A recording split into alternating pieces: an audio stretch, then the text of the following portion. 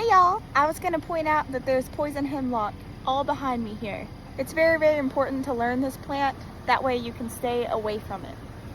I'm not responsible for any misidentifications. Don't even mess with anything that you think could be poison hemlock.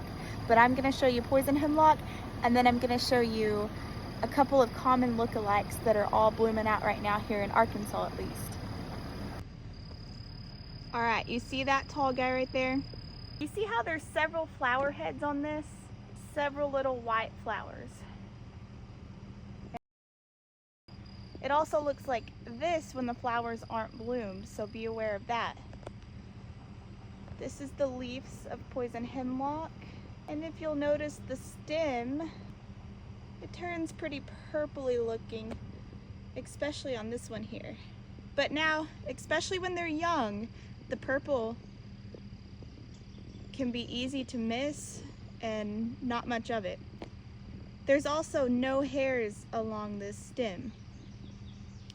But I advise you, if you're not 100% comfortable with plant identification on this plant, just don't even get close enough to wonder about it. It's very, very deadly, and it can cause quite a bit of problems just from getting it on you topically in some people.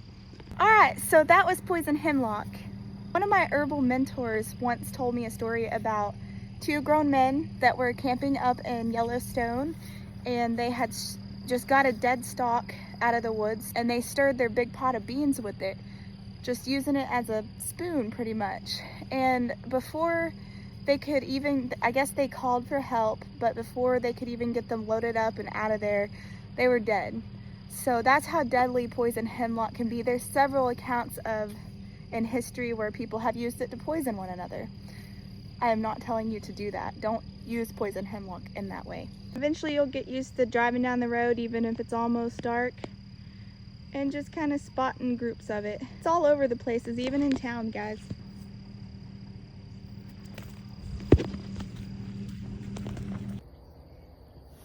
Alright y'all, now I've got Queen Anne's lace behind me.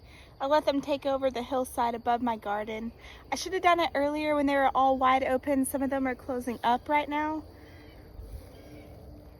But here are some key differences in the Queen Anne's lace compared to poison hemlock. So it has one head made up of several little flowers. You see that? And you see that purple splotch? There's usually better examples, but it's getting kind of later for these guys right now. That little purple splotch is usually at the center, but it's not always present. You have to remember the queen has hairy legs.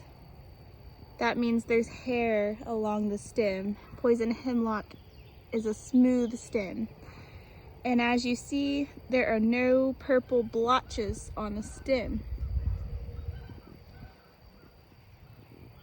The leaves, however, look very similar. So this is what really confuses a lot of people.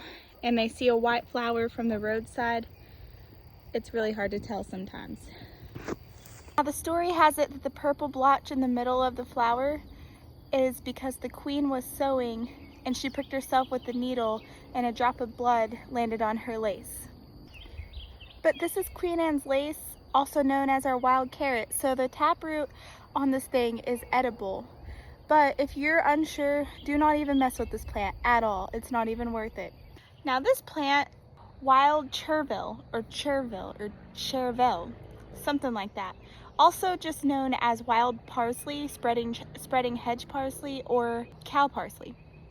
What's crazy to me is you hear of Queen Anne's lace being misidentified for poison hemlock more than wild Churville or spreading hedge parsley. And the reason I think this looks more like poison hemlock is because look at how it branches out into several smaller flowers instead of making one big head like Queen Anne's lace out of the small flowers. And also the hairs on this thing are barely visible to the bare eye right here where the stem branches off. And it also has some purple blotches on it. So to me, then it looks a lot more like poison hemlock than Queen Anne's lace does. The young leaves on the spreading hedge parsley, cow parsley, or whatever you want to call it, Churville, are edible, but they look so much like poison hemlock, I just don't even like to eat them myself. And I recommend, unless you're 100% positive with all of these plants like the back of your hand or better, it's not even worth messing with.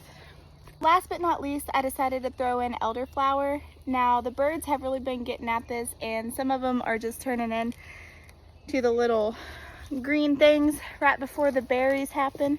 It also has several little white flowers that come to a head, but these are how the leaves look.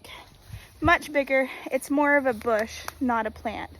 But still yet, if y'all are confused at all, do your own research, learn how to do a detailed plant description, and do not even touch these plants unless you can 100% identify it. I am not responsible for any misidentification. Do this at your own risk. This is for entertainment and educational purposes only. This is just my opinion of teaching you how to identify these plants. Please do not mess with them if you're not 100% sure. I'm only sharing this to help keep y'all safe and to let you know how deadly poison hemlock is. All right, you have a blessed day. Thank you so much.